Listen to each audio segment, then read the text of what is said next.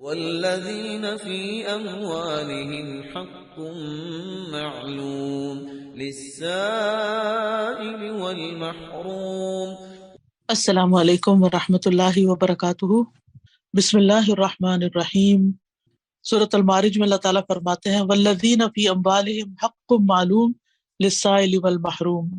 وہ جن کے مالوں میں ایک مقرر حصہ ہے سوال کرنے والے کے لیے اور اس کے لیے جسے نہیں دیا جاتا، محروم کے لیے۔ تو بیسیکلی الہدا کے جو کھانا کھلانے اور راشن تقسیم کرنے کے پروجیکٹس ہیں، یہ ایسے ہی محروم لوگوں کی مدد کے لیے ہیں، مساکین کے لیے ہیں، ایسے لوگوں کے لیے کہ جو اپنی ضروریات صحیح طور پر پوری نہیں کر سکتے، اور سب سے بنیادی اور پہلی ضرورت انسان کی کھانا پینا ہوتی ہے۔ سال بھر جو پروجیکٹ چلتا ہے وہ تو طعام المسکین کا ہے، الہدا دسترخوان کا ہے، لیکن کئی سالوں سے الحمدللہ ہر سال ہم سب رمضان کی آمد کے موقع پر، جو کہ نیکیوں کمانے کا ایک بہترین موقع ہے، ہم راشن تقسیم کرتے ہیں، اور یہ سلسلہ کئی سالوں سے چلا آ رہا ہے۔ رمضان راشن کا کام کیوں کرتے ہیں، اور پھر اس کام کو ہمیں کیسے کرنا چاہیے،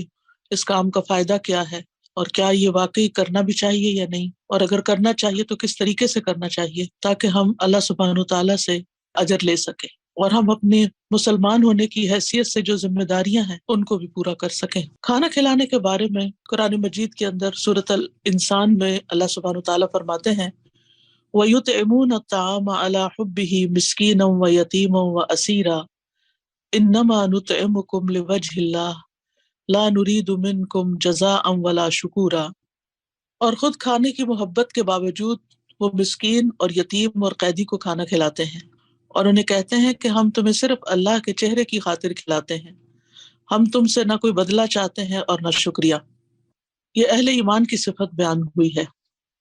جو لوگوں کو، جن میں مسکین، یتیم اور اسیر شامل ہیں، اللہ کی محبت میں اور کھانے کی محبت کے باوجود ان کے کھانے کا انتظام کرتے ہیں، یعنی مسکینوں کے کھانے کا انتظام کرتے ہیں، یتیموں کے کھانے کا انتظام کرتے ہیں، قیدیوں کے کھانے کا انتظام کرتے ہیں، اور یہ خالصتاً اللہ کے چہرے کی خاطر کھلاتے ہیں، باوجود اس کے کہ وہ خود بھی کھانے کے محتاج ہوتے ہیں، بعض اوقات ضرورت مند ہوتے ہیں، پھر بھی وہ اوروں کو ترجیح دیتے ہیں۔ اور عمومی طور پر بھی آپ دیکھیں تو ہمارے مال میں فقراء کا حق ہے، کیونکہ اسلام میں ضرورت مند لوگوں کو کھانا کھلانے کا حکم بھی دیا گیا ہے۔ کھانا کھلانا انبیاء کی صفت بھی ہے۔ آپ جانتے ہیں کہ ابراہیم علیہ السلام کے پاس جب فرشتے آئے تو انہوں نے ان کو معزز مہمان سمجھا، انہوں نے آ کے سلام کیا، اور سلام کا جواب دیتے ہی فراغ الی اہلہ فجاء بعجل سمین، چپکے سے وہ اپنے گھر والوں کی طرف گئے اور بھنا ہوا موٹا تازہ بچڑا لے آئے، یعنی مہمانوں کی مہمان نوازی کے لیے۔ نبی صلی اللہ علیہ وسلم نے فرمایا بھوکے کو کھانا کھلاؤ، بیمار کی تیمارداری کرو، اور قیدی کو رہائی دلاؤ۔ اور دوسرے کو کھانا کھلانا ایک کٹھن کام بھی ہے، جیسے کہ قرآن مجید میں آتا ہے فَلَقْتَحَمَ الْعَقَبَةَ وَمَا أَدْرَاكَ مَا الْعَقَبَةُ فَكُّ رَقَبَةٍ أَوْ إِطْعَامٌ فِي يَوْمٍ ذِي مَسْغَبَةٍ يَتِيمًا ذَا مَقْرَبَةٍ أَوْ مِسْكِينًا ذَا مَتْرَبَةٍ۔ پھر وہ مشکل گھاٹی میں نہ گھسا۔ یہ مشکل گھاٹی کیا ہے، اور تجھے کس چیز نے معلوم کروایا کہ وہ مشکل گھاٹی کیا ہے؟ وہ گردن چھڑانا، یعنی یہ مشکل کاموں میں سے ہیں، یا کسی بھوک والے دن میں کھانا کھلانا ہے، یا کسی قرابت والے یتیم کو، یا مٹی میں ملے ہوئے مسکین کو۔ یعنی جب ضرورت زیادہ ہو تو اس موقع پر، خاص طور پر جب انسان خود بھی محتاج ہو، تو دوسروں کی بھوک کا خیال کرتے ہوئے انہیں کھانا کھلانا۔ نبی صلی اللہ علیہ وسلم نے عورتوں کو بھی تلقین کی ہے کہ وہ بھی اپنے ہمسایوں کو اپنے کھانے میں شریک کرتی رہیں۔ آپ فرمایا کرتے تھے اے مسلمان عورتوں، تم میں کوئی اپنی ہمسائی کے گھر بکری کا ایک کھر بھیجنے کو بھی حقیر نہ سمجھے، یعنی جو بھی میسر ہو، تھوڑا ہو یا زیادہ، دوسروں کو اس میں شریک کیا جائے، اور نہ صرف یہ کہ خود کھلایا جائے بلکہ دوسروں کو بھی ابھارا جائے۔ سورۃ الحاقہ میں آتا ہے کہ وہ لوگ جو جہنم میں جائیں گے، ان میں سے ایک تو ان کی صفت ہوگی کہ انہ کان لا یؤمن باللہ العظیم، بلا شبہ وہ بہت عظمت والے اللہ پر ایمان نہیں رکھتا تھا، ولا یحض علی طعام المسکین، اور نہ مسکین کو کھانا کھلانے کی ترغیب دیتا تھا۔ یعنی جہنم میں جانے کے لیے تو اتنا ہی کافی تھا کہ وہ ایمان نہیں رکھتا، لیکن خاص طور پر ایک اور جرم کی طرف اشارہ کیا گیا، اور وہ کیا ہے کہ وہ دوسروں کو مسکینوں کا خیال رکھنے کے لیے نہیں کہتا تھا۔ اس سے کیا پتہ چلتا ہے کہ ہمیں نہ صرف یہ کہ خود کھلانا ہے، خود اپنے مال میں سے دینا ہے، بلکہ اوروں کو بھی ترغیب دلانی ہے، یہ بھی ہماری ذمہ داریوں میں سے ہے۔ اور سورۃ الماعون میں فرمایا ارأیت الذی یکذب بالدین فذلک الذی یدع الیتیم ولا یحض علی طعام المسکین، کیا تم نے اس شخص کو دیکھا جو جزا کو جھٹلاتا ہے، یعنی آخرت کو، قیامت کے دن کو، جب بدلہ ملے گا یوم الدین کو؟ یہی تو ہے جو یتیم کو دھکے دیتا ہے اور مسکین کو کھانا کھلانے کی ترغیب نہیں دیتا۔ یعنی مسکین کے کھانے کی ترغیب دینا، دوسروں کو اس نیک کام میں شریک کرنا، یہ ہماری ذمہ داری بنتی ہے۔ ابو درداء رضی اللہ عنہ اپنی بیوی کو مساکین کی وجہ سے زیادہ شوربہ بنانے کی ترغیب دیتے تھے۔ وہ کہتے تھے کہ ہم نے ایمان لانے کے ساتھ آدھی زنجیر اتار پھینکی ہے، یعنی جہنم کی زنجیر آدھی اتار پھینکی ہے، کیا ہم باقی کی آدھی بھی نہ اتار پھینکیں؟ اور یہ بات انہوں نے اسی آیت سے اخذ کی کہ ایمان کے ساتھ وہ آدھی زنجیر اتار دی، اور دوسری یہ ہے کہ یتیم اور مسکین کا خیال رکھنا اور ان کو کھانا کھلانا۔ تو یہ ہمارے روزمرہ کے جو ہم نیک کام کرتے ہیں، نماز، قرآن کی تلاوت، تعلیم، درس و تدریس، اور اس کے علاوہ باقی کام، ان میں یہ کام جو ہے کھانا کھلانے والا، اس کو بھی ہم اپنی لسٹ میں شامل کر لیں۔ اگر ممکن ہو تو روزمرہ کے کاموں میں کچھ نہ کچھ شامل کر لیں، ورنہ الحمدللہ اللہ نے یہ پلیٹ فارم اسی لیے مہیا کیا ہے کہ اگر ہمارے اپنے پاس وقت نہیں ہے، موقع نہیں ہے، ہمیں طریقہ نہیں آتا، ہم سب تک نہیں پہنچ سکتے، تو پھر ہم سب اپنے پیسے ایک جگہ جمع کریں اور وہاں سے راشن خریدا جائے، وہاں سے طعام مسکین کی پلاننگ کی جائے اور ضرورت مندوں تک پہنچا جائے۔ تو اس میں بہت سے لوگوں کے لیے سہولت ہو جاتی ہے، خاص طور پر وہ لوگ جو ملک سے باہر رہتے ہیں اور وہ اپنے ارد گرد کوئی ایسے مساکین نہیں پاتے، تو وہ مالی طور پر مدد کر کے اس کام میں شریک ہو سکتے ہیں۔ اور پھر یہ ہے کہ اس کام کے لیے خصوصاً یعنی سال بھر بھی راشن کی ڈسٹریبیوشن کسی نہ کسی شکل میں ہوتی رہتی ہے، پکا ہوا کھانا کھلانے کے علاوہ، لیکن خصوصاً رمضان میں کیوں کھانا کھلانے کا بندوبست کیا جائے؟ اس لیے کہ سبھی لوگ روزہ رکھتے ہیں بحیثیت مسلمان کے، تو عموماً یہ ہوتا ہے کہ افطار پارٹیاں ہوتی ہیں، جو تو کھاتے پیتے لوگ ہیں وہ مل کے اور زیادہ اسراف شروع کر دیتے ہیں، اور زیادہ کھانا بننے لگتا ہے گھروں میں، عام روٹین سے زیادہ مزے مزے کے کھانے بنتے ہیں، اور پھر وہ دوسروں کو بھی کھلائے جاتے ہیں، لیکن مساکین پھر محروم رہ جاتے ہیں، خصوصاً وہ جو دور دراز کے گاؤں میں، گوٹھوں میں، ڈیروں میں، ایسی جگہوں پہ رہتے ہیں جہاں عام لوگ نہ پہنچتے ہیں، کیونکہ شہر کے بھی جو امیر لوگ ہیں وہ غریب لوگوں کو دیتے ہیں تو اس شہر کے اندر کی کچی بستیوں تک پہنچ جاتے ہیں، لیکن شہر سے باہر دور دراز کے علاقے، تو الہدا کا مقصد کیا ہے کہ ہم ایسی جگہوں پر پہنچیں جہاں عام لوگ نہیں پہنچتے، اور ایسے ضرورت مندوں کو پہچانے کہ جو سفید پوش ہوتے ہیں اور ان کو عام لوگ نہیں پہچانتے، لیکن ان کے قریبی ساتھی اور قریب میں رہنے والے لوگ ان کی ضرورت کو سمجھتے ہیں۔ تو بطور خاص رمضان میں جب وہ روزے سے ہیں اور ان کا بھی دل چاہتا ہے کہ کوئی ایسی چیز کھائیں کہ جس سے وہ اگلے روزے کے لیے طاقت پائیں، تو ان کے لیے انتظام کرنا بھی ضروری ہے۔ رسول اللہ صلی اللہ علیہ وسلم نے فرمایا، جس نے روزے دار کا روزہ افطار کرایا اسے ان روزے داروں کے برابر ثواب ملے گا، لیکن ان کے ثواب میں کچھ کمی نہیں ہوگی۔ تو یہ افطار بھی ہے اور سحور کے لیے بھی، یعنی جب ہم رمضان راشن دے دیتے ہیں تو اس میں صرف افطاری کا سامان نہیں ہوتا، وہ سحری میں بھی استعمال ہوتا ہے۔ رسول اللہ صلی اللہ علیہ وسلم جو تھے وہ دوسروں کو سحری میں شریک کرتے تھے۔ ارباز بن ساریہ کہتے ہیں کہ رسول اللہ صلی اللہ علیہ وسلم نے مجھے رمضان میں سحری کے لیے بلایا اور فرمایا، آؤ مبارک کھانا کھا لو۔ تو آپ کا یہ جو رمضان راشن دینا ہے یہ ایک طرح سے ایک بابرکت کام بھی ہے۔ بہت سے سلف صالحین جب روزہ رکھتے تھے تو اپنی افطاری کے کھانے میں دوسروں کو ساتھ کھلانے کو ترجیح دیتے تھے۔ ان میں سے خصوصاً حضرت عبداللہ بن عمر، داؤد طائی، مالک بن دینار اور احمد بن حنبل کا ذکر ملتا ہے۔ ابن عمر یتیموں اور مساکین کے ساتھ روزہ افطار کرتے تھے۔ اگر ابن عمر کو یہ علم ہو جاتا کہ ان کے گھر والوں نے ان کو مساکین اور یتیموں سے دور ہٹا دیا ہے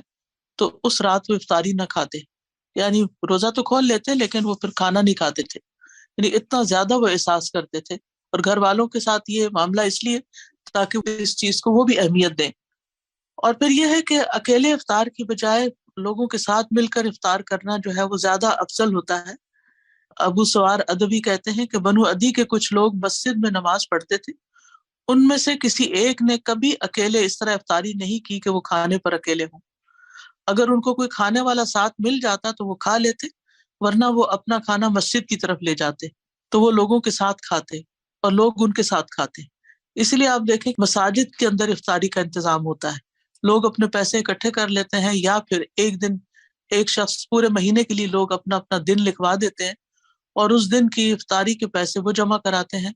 لوگ اپنے اپنے کاموں سے، جاب سے واپس آتے ہیں اور مساجد کے اندر افطار بھی ہوتی ہے، کوئی لیکچر بھی ہو جاتا ہے، اور اس کے ساتھ یہ کہ پھر نماز بھی ہو جاتی ہے۔ چونکہ کھانا کھایا ہوتا ہے تو پھر بعد میں کچھ وقفے کے بعد تراویح شروع ہو جاتی ہے تو تراویح بھی پڑھ لیتے ہیں۔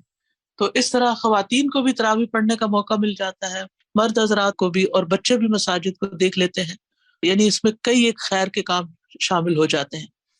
پھر اسی طرح کچھ سلف صالحین تو ایسے تھے جو خود روزہ رکھتے اور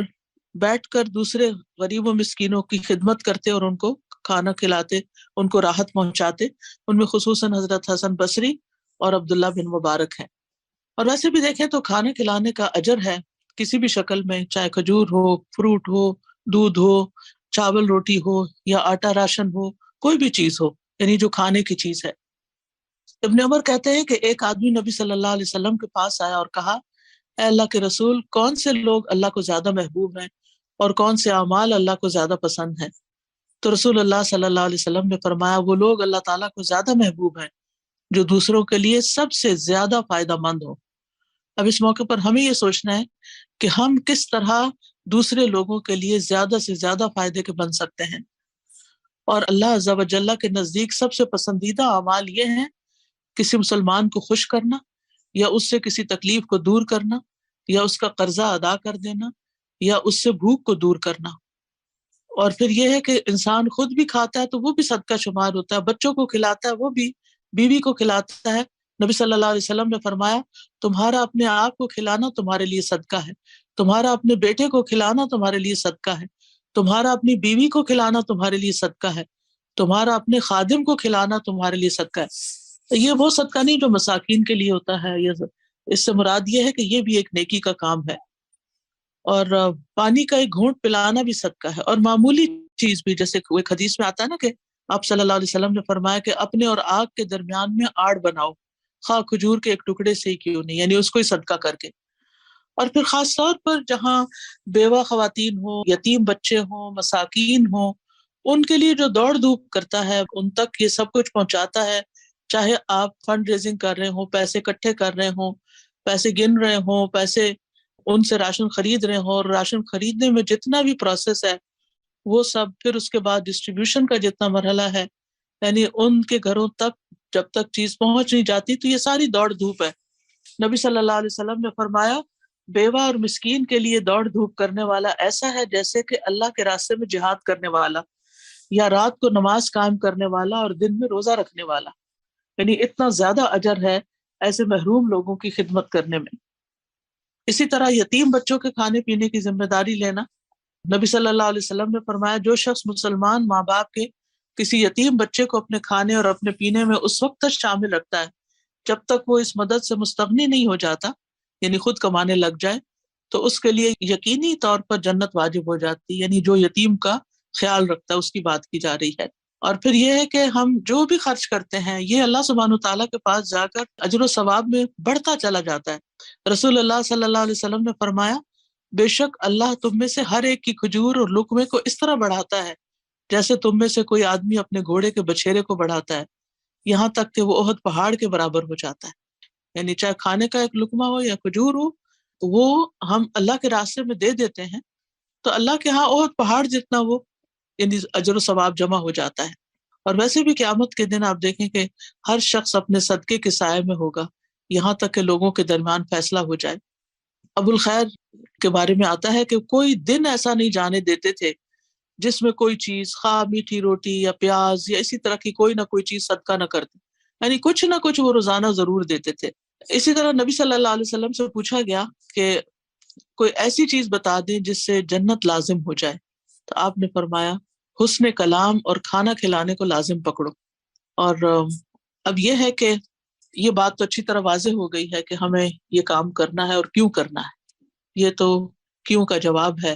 کہ اللہ کی رضا کے لیے کرنا ہے، اپنی عاقبت سنوارنے کے لیے کرنا ہے، اور کس کے لیے کرنا ہے وہ بھی ان حدیث سے واضح ہو گیا ہے. اب یہ ہے کہ کیسے کرنا ہے. ایک تو یہ ہے کہ آپ اپنے انڈیویجول لیول پر، انفرادی طور پر، اپنے گھروں میں، اپنے آس پاس محلے میں، اپنے نیبرز میں، اپنے قریبی کسی بستی میں ضرورت مندوں کو دیکھیں، وہاں پر آپ اس چیز کو پہنچائیں. دوسرا یہ ہے کہ وہ لوگ جو آپ کے قریب نہیں ہیں، دور ہیں، وہ آپ تک نہیں پہنچ سکتے، آپ خود ان تک نہیں پہنچ سکتے، تو ان کے لیے بھی راشن کا انتظام کریں. اور اسی مقصد کے لیے الہدا کے پلیٹ فارم پر رمضان راشن کا اہتمام کیا جاتا ہے. اور ایسے لوگ جو مستحق ہیں، جس فقراء ہیں، محتاج ہیں، ان تک پھر یہ راشن پہنچایا جاتا ہے. اس کے لیے ایک تو یہ ہے کہ آپ کھانے پینے کی چیزیں لا کر اکٹھی کر دیں، اور پھر کوئی ٹیم بیٹھے ان کو سارٹ آؤٹ کرے، اور پھر وہ اٹھائے اور پھر ٹرانسپورٹ کرے اور لے جائے، تو یہ بہت مشکل کام ہے. اور دوسرا یہ ہے کہ آپ پیسے جمع کروائیں اور ان پیسوں سے ایک جگہ پر راشن خریدا جائے. جب اکٹھا خریدا جاتا ہے تو وہ سستا بھی ہوتا ہے، اور پھر وہاں ایک سسٹمیٹک طریقے سے اس کو پیک کروایا جائے. جیسے پچھلے دنوں آپ نے دیکھا ہوگا تصویروں میں جو افغانستان میں سامان بھجوایا گیا ہے، وہ کتنے سسٹمیٹک طریقے سے پیک ہوا اور وہ وہاں تک پہنچایا گیا. تو اسی طرح پھر اس کے پیک بنوا کے لوگوں تک پہنچا دیا جائے. تو اس کے لیے ضرورت اس بات کی ہے کہ پھر فنڈ ریزنگ کی جائے. فنڈ ریزنگ کے لیے ایک تو یہ کہ ہم اپنے ذاتی مال میں سے کچھ دیں، اس میں سے زیادہ سے زیادہ جمع کر لیں جتنا بھی کوئی دے سکتا ہے. ایک بیگ، اگر ایک بھی نہیں تو اپنے مثلاً آپ گھر کے 5 افراد ہیں تو ہر ایک کی طرف سے اگر 1,000 روپیہ جمع ہو تو 5,000 کا ایک بیگ آ جائے گا. اگر آپ میں سے ہر ایک اپنے گھر والوں میں سے ہر بندے کی طرف سے ایک بیگ کو اسپانسر کریں تو وہ بھی ہو سکتا ہے، اگر اللہ نے آپ کو اس کی توفیق دی. پھر اگر اللہ تعالیٰ نے آپ کو اس سے آگے کی توفیق دی ہے کہ اپنے والدین کی طرف سے جو زندہ ہے یا فوت ہو چکے ہیں ان کی طرف سے صدقہ کریں. پھر آپ یہ کہ آپ ایک نیت یہ کر لیں کہ جتنے بھی آپ کی فیملی کے جو عزیز پیارے فوت ہو چکے ہیں ان سب کے ثواب کے لیے ایک بیگ دے دیں. تو اس طرح کر کے یعنی کہ اگر ہر فیملی خود بھی اور پھر اپنے رشتہ داروں کو بھی موٹیویٹ کر کے بہت ایک ڈگنیفائڈ وے میں، بہت اچھے طریقے سے، کیونکہ دوسروں کو بھی تلقین کرنا اور ان کو بھی ابھارنا ضروری ہے. تو انشاءاللہ جب آپ یہ کام کریں گے تو اللہ سبحانہ تعالیٰ آپ کو اس کی جزا دے گا. اللہ تعالیٰ آپ سب کو جزائے خیر عطا کرے اور ہمارے اس کام میں برکت ڈالے، اور حقیقت میں جو مستحق لوگ ہیں ان تک ہم پہنچ سکیں. السلام علیکم ورحمۃ اللہ وبرکاتہ. سبحانک اللہم وبحمدک، اشہد ان لا الہ الا انت، استغفرک و اتوب الیک.